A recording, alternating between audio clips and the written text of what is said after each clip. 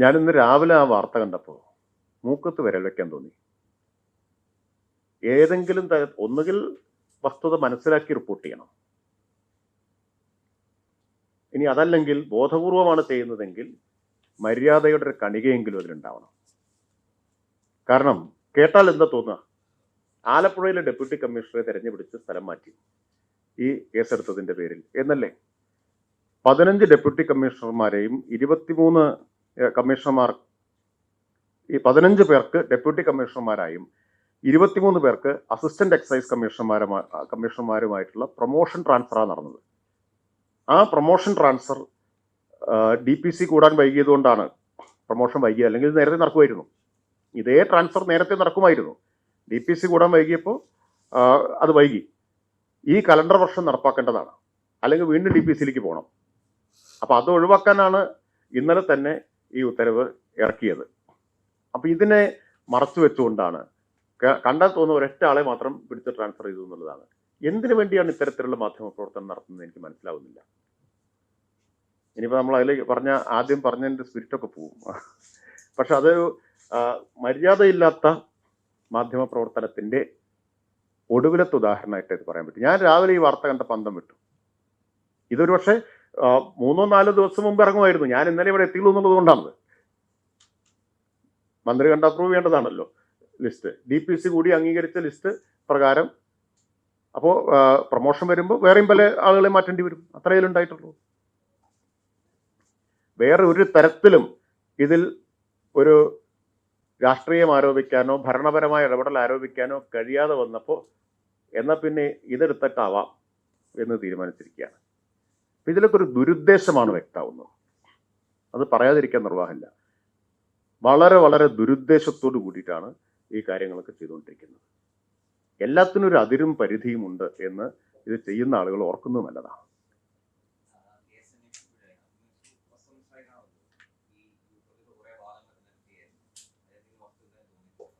ഞാൻ അതിലേക്കൊന്നും കേസിന്റെ ഒരു കാര്യത്തിലേക്ക് ഇവിടെ പോകാൻ ഉദ്ദേശിക്കുന്നില്ല. അത് അതിന്റെ വഴിക്കാണല്ലോ നടന്നിട്ടുള്ളത് ഇതുവരെ. നിങ്ങൾക്ക് ആർക്കും അങ്ങനെ ഒരു ആക്ഷേപം ഇതുവരെ പറയാൻ പറ്റിയിട്ടില്ലല്ലോ. അപ്പൊ പോരാ, ഇത് പിന്നെ മുന്നോട്ട് കൊണ്ടുപോകണമെങ്കിൽ സർക്കാരിന്റെ പടലിക്ക് കൊണ്ടുവന്ന് വെക്കണമല്ലോ, അല്ലെ? ആ സർക്കാരിന്റെ നെഞ്ചത്ത് കൊണ്ടുവന്ന് വെക്കാൻ വേണ്ടിയിട്ടുള്ള കുബുദ്ധിയും കുതന്ത്രമല്ലേ കാണിച്ചത്? മര്യാദയുടെ കണികയില്ലാത്ത ഒരു വാർത്ത എന്നേ ഇനി പറയാൻ പറ്റും. കാരണം ഇത് അറിയാതെ പറ്റുന്നതാണെന്ന് ഞാൻ വിചാരിക്കുന്നില്ല. ട്രാൻസ്ഫർ ലിസ്റ്റ് ഇന്നലെ ഇറങ്ങി, ഒന്നല്ലല്ലോ, ഒന്നിച്ചല്ലേ ലിസ്റ്റ് ഇറങ്ങിയത്. അപ്പൊ ഇത് മാത്രം എടുത്തു കൊടുക്കുന്നെങ്കിൽ എന്തുമാത്രം കുരുട്ട് ബുദ്ധിയായിരിക്കണത്.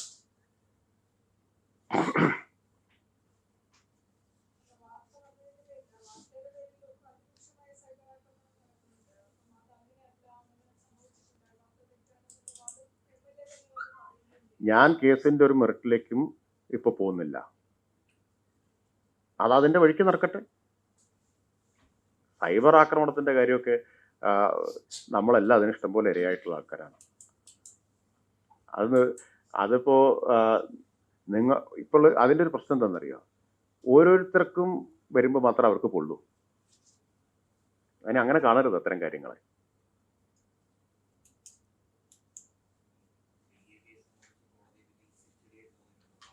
ഏതാ ഈ പുതുവർഷ തലേന്ന് നമ്മൾ ഇനി അത്തരം കാര്യങ്ങളിലേക്ക് പോണോ? ഞാൻ നേരത്തെ പറഞ്ഞതിന്റെ തുടർച്ചയാണിത്.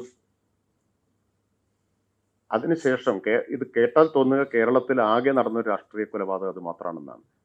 ഈ തിരുവനന്തപുരത്ത് 2 ചെറുപ്പക്കാർ കൊല്ലപ്പെട്ടു, മിഥിലാജും ഹക്കും. ഈ മാധ്യമങ്ങൾക്ക് ആർക്കെങ്കിലും വല്ല വേദന ഉണ്ടായിട്ടുണ്ടോ? ഷിബിൻ എന്ന് പറയുന്ന ഒരു ചെറുപ്പക്കാരനെ വെട്ടിനുറുക്കി കൊന്നത് നാദാപുരത്തല്ലേ? അതില് 7 പ്രതികളെ മുസ്ലിം ലീഗുകാരെ ശിക്ഷിച്ചത് ഇപ്പോഴടുത്താണ്. ഇങ്ങനെയുള്ള ആഘോഷമൊന്നും കണ്ടില്ലല്ലോ. അപ്പൊ ചോരയിലും കൊലയിലും പോലും നിങ്ങൾ ഈ ഇടത് വിരോധമല്ലേ കാണിക്കുന്നത്? ഇടതുപക്ഷക്കാരൻ വിരോധിച്ചാൽ കൊള്ളാം, പലപ്പോൾ കൊല്ലപ്പെട്ടാൽ കൊള്ളാം. അതിൽ ഗൂഢമായിട്ട് ആഹ്ലാദിക്കുകയാണ് മാധ്യമങ്ങൾ. ഇടതുപക്ഷക്കാരന്റെ ചോര വീഴുമ്പോൾ ആഹ്ലാദിക്കുന്നു. ചോരയിൽ വിഷം കലർത്തരുത്, മരണത്തിൽ വിഷം കലർത്തരുത്. ചില കൊലപാതകം അപലപനീയം, ചില കൊലപാതകം ആഹ്ലാദിക്കേണ്ടത്. എന്ന നിലയിലല്ലേ മാധ്യമങ്ങൾ പലരും എടുക്കുന്നത്. ഞാൻ ഈ ആഘോഷമൊന്നും കണ്ടില്ലല്ലോ ഹക്കിന്റെയും മിഥിലാജിന്റെയും മരണത്തിന്റെ സന്ദർഭത്തിൽ. ധീരജ് എന്നൊരു ചെറുപ്പക്കാരൻ എഞ്ചിനീയറിംഗ് വിദ്യാർത്ഥിയില്ലേ കൊന്നത്. എൻ്റെ കുട്ടികൾ എന്നാണ് KPCC പ്രസിഡന്റ് പറഞ്ഞത്. പ്രൈം ടൈം ചർച്ച ഉണ്ടായോ? നിങ്ങളുടെ ഈ പറഞ്ഞ ധാർമ്മിക രോഷം എവിടെയും കണ്ടില്ലല്ലോ അല്ലേ? പിന്നെന്താ പറഞ്ഞത്? ധീരജിന്റെ മറ്റേ കൊലപാതകികളെ സംരക്ഷിക്കും, ചേർത്ത് പിടിക്കും എന്ന് പറഞ്ഞില്ലേ? കൊലപാതകി പേര് ഞാൻ പറയേണ്ട കാര്യമില്ലല്ലോ, പേരെനിക്കറിയാം. നിങ്ങൾക്കും പറയാറില്ലെങ്കിൽ അറിയായിരിക്കും പേര്. ആ പ്രതി ഉപതെരഞ്ഞെടുപ്പിലെ മുഖ്യ പ്രചാരകനായിരുന്നില്ലേ? ഔട്ട്റീച്ച് സെല്ലിന്റെ ചുമതലക്കാരനാക്കിയില്ലേ? നിങ്ങളൊന്ന് ആലോചിച്ച് നോക്കൂ. ഒരു CPM ആണ് ഇങ്ങനെ ചെയ്തത് എങ്കിൽ, KPCC പ്രസിഡന്റിന് പകരം CPMന്റെ സംസ്ഥാന സെക്രട്ടറിയാണ് പറഞ്ഞതെങ്കിൽ, നിങ്ങളെല്ലാം വെളിച്ചപ്പാടുമാരായിട്ട് മാറുമായിരുന്നില്ലേ? എന്തൊരു തരത്തിലുള്ള നഗ്നമായ പക്ഷപാതിത്വമാണ് കാണിച്ചുകൊണ്ടിരിക്കുന്നത്. ഇതൊക്കെ നാട്ടുകാർ കാണുകയല്ലേ? ഓരോ കാര്യത്തിലെടുത്ത് നോക്കിയാൽ ഈ പക്ഷപാതിത്വം കാണിക്കല്ലേ? ഇടതുപക്ഷത്തിന്റെ അന്ത്യം കാണാൻ വേണ്ടിയിട്ട് മാധ്യമങ്ങൾ ഒന്നിച്ചിറങ്ങിയിരിക്കുകയാണ്. ആളുകൾ എങ്ങനെ വിചാരിച്ചാലും വിരോധമില്ല എന്നതാണ്. ഇടതുപക്ഷക്കാരൻ മരിച്ചാൽ, അവരെ കൊന്നാൽ ഞങ്ങൾ മിണ്ടില്ല, മറ്റതാണെങ്കിൽ ആഘോഷമാക്കും. എല്ലാ അതിരും വിട്ടിട്ടുള്ള ഇടതുപക്ഷ വിരുദ്ധതയാണ് ഇപ്പൊ കണ്ടുകൊണ്ടിരിക്കുന്നത്. അതാണ് ഈ ഇരട്ടത്താപ്പിന്റെ എല്ലാം കാരണം. ഈ ഇരട്ടത്താപ്പിന്റെ എല്ലാം കാരണം അതാണ്. ഞാൻ ഓരോ വിശദാംശങ്ങളിലേക്കും പോകേണ്ട കാര്യമില്ല. നമ്മൾ ആദ്യം മാധ്യമങ്ങൾ നൽകിയ ചില പിന്തുണയെ അഭിനന്ദിച്ചുകൊണ്ട് തുടങ്ങിയതാണ്. പക്ഷെ രാഷ്ട്രീയത്തിലേക്ക് വന്നാൽ അതല്ല വസ്തുത. അത് പറയാതിരിക്കാൻ പറ്റില്ല. ഇപ്പൊ കരിവന്നൂർ എത്രമാത്രം ആഘോഷിച്ചതാണ് അല്ലേ? EDയുടെ കേട്ടെഴുത്തുകാരും ആർപ്പുവിളി സംഘവുമായിരുന്നില്ലേ കേരളത്തിലെ മാധ്യമങ്ങൾ? ED പറഞ്ഞു കൊടുക്കുക, 2 കൈകൊണ്ടും എഴുതിയെടുക്കുക, അത് പത്രത്തിൽ വാർത്ത കൊടുക്കുക, ടെലിവിഷനിൽ ബ്രേക്കിംഗ് ന്യൂസ് ആയിട്ട് കൊടുക്കുക. എത്ര ദിവസം ആഘോഷിച്ചു? EDയുടെ ചിയർ ലീഡേഴ്സ് ആയിട്ടല്ലേ കേരളത്തിലെ മാധ്യമങ്ങൾ പ്രവർത്തിച്ചത്? അവസാനം ആ EDക്ക് മുഖമടച്ച് ഒന്ന് കിട്ടി, വീണിതല്ലോ കിടക്കുന്നു ധരണിയിൽ എന്ന മട്ടിൽ ഹൈക്കോടതിയിൽ നിന്ന് കിട്ടിയപ്പോൾ കിടന്നില്ലേ ED? അപ്പോഴോ മാധ്യമങ്ങൾ വാർത്ത മുക്കി, നിങ്ങൾ മുങ്ങി.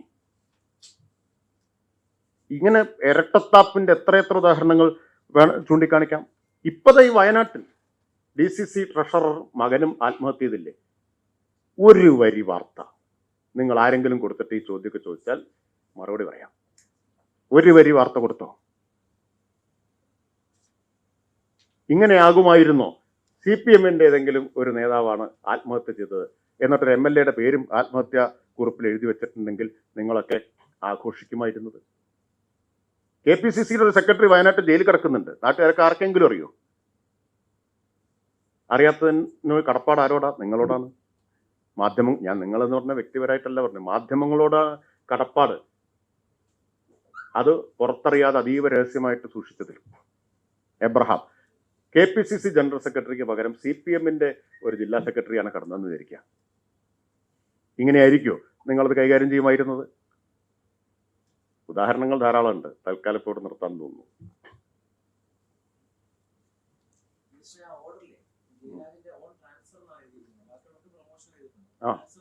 അല്ല, മറ്റ് പ്രൊമോഷൻ വരുന്ന സമയത്ത് ട്രാൻസ്ഫർ ചെയ്യേണ്ടി വരും, അത്രയേ ഉള്ളൂ. ട്രാൻസ്ഫർ ചെയ്യാനുള്ള അധികാരം സർക്കാരിനുള്ളതല്ലേ ഉദ്യോഗസ്ഥന്മാർ? പതിവായിട്ട് നടക്കുന്നതല്ലേ അത്. ആ ഉദ്യോഗസ്ഥന് ആക്ഷേപം ഉണ്ടാവുമെന്ന് എനിക്ക് തോന്നുന്നില്ല.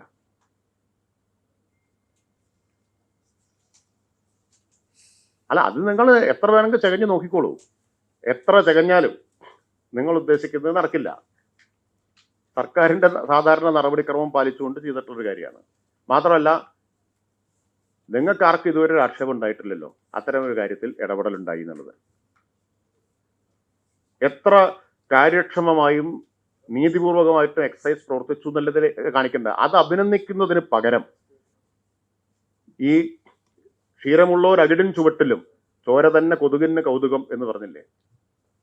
ഞാനൊരു കവിവാക്യം ധരിച്ചു എന്നേ ഉള്ളൂ. അതിനി മാധ്യമപ്രവർത്തകരെ കൊതുകിനോട് ഉപമിച്ചു എന്ന് പറഞ്ഞിട്ട് വിവാദം വരരുത്.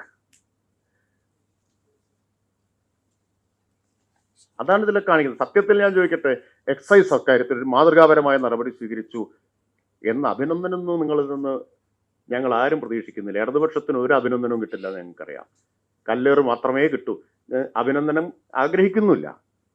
പണ്ട് EMS പറഞ്ഞിട്ടുണ്ട്, അഭിനന്ദനം കിട്ടിയാൽ സൂക്ഷിച്ചോളണം, എന്തോ പെശക് നിങ്ങൾക്ക് പറ്റിയിട്ടുണ്ടെന്നാണ് അർത്ഥം.